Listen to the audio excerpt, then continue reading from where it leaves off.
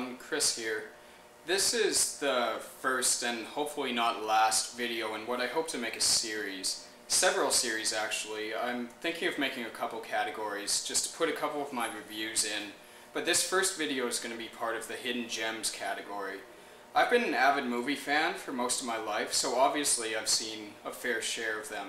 So what I hope to accomplish with this series is maybe turn people on to some movies that I've seen that helped shape my taste and had a great impact on me that they might not have otherwise seen or even heard of in some cases.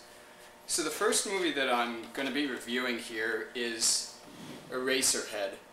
I don't even know how I came across this movie. I just think I saw a couple of stills of the actual film and knew that I need to find this movie. It was actually a real hassle to find this DVD. I was looking for about 3 years before I finally found it for like 20 bucks, and I bit the bullet and bought the thing. Even the DVD case pretty much lets you know that this is going to be a weird movie. Like, even look at the back. This is the entire back of the DVD case. And then on the actual disc, you have this guy here. So, if nothing else, you're in for something a bit different. So I guess I'll just launch into my review here, and, you know, if you like it, leave a comment, and if you don't like it, leave a comment too. I'll probably keep on doing these even if you don't like it, because, you know, it's something to do. So, alright, enjoy!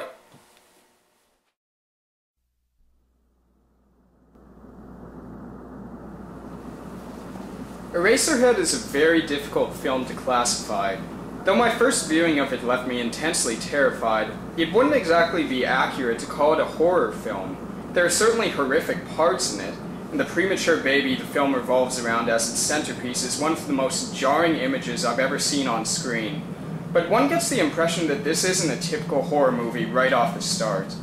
I first saw this movie when I was 14, at the time having virtually no experience with films of this type.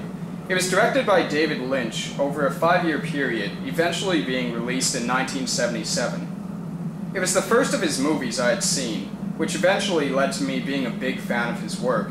That being said, I wouldn't recommend to someone who is looking to get into his films to watch this one first. It's by far his most cryptic movie. Even trying to make a plot synopsis past the first half hour is difficult, so one really needs to be in the right mindset before they watch it. The basic plot starts off with Henry going to his girlfriend's house to meet her parents and have dinner. After an incredibly horrifying yet somewhat humorous scene involving a tiny turkey, Henry learns that his girlfriend Mary has been pregnant and already given birth to an extremely premature baby. Henry and Mary try their best to take care of the constantly crying baby, but Mary soon can't take anymore and leaves Henry to fend for himself. Henry gradually gets more and more frustrated until, well, his head pops off. And if you can believe it, it just gets weirder from there. I mean, Christ, look at this.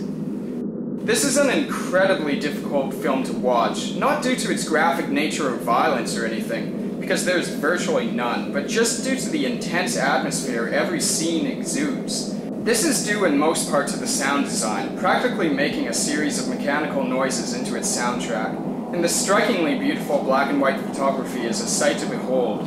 After I had watched it for the first time, my immediate thought was that it was the closest thing I had seen resembling an actual nightmare on screen, and I stick to that opinion to this day.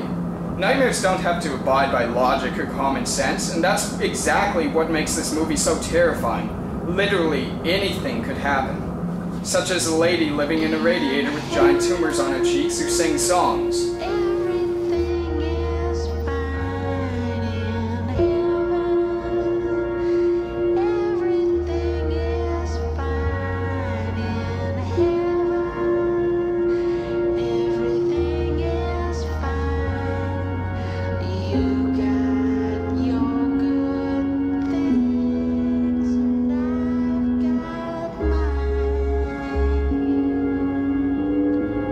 If you're looking for a movie with a standard plot structure, or really anything standard at all means stay far away from this one. But if you're in the mood for something completely different from anything you've seen before, I urge you to track this one down and give it a watch.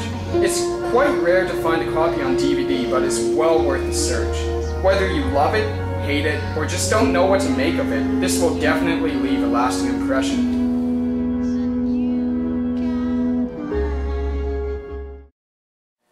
So there you have it. That was the first review that I've actually sat down and written.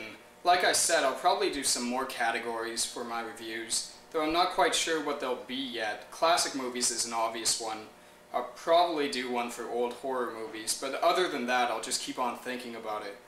I would likely do some more David Lynch movies in the future, just by nature of me being a big fan, and if you're not very into movies like I am, chances are you're not that familiar with his work.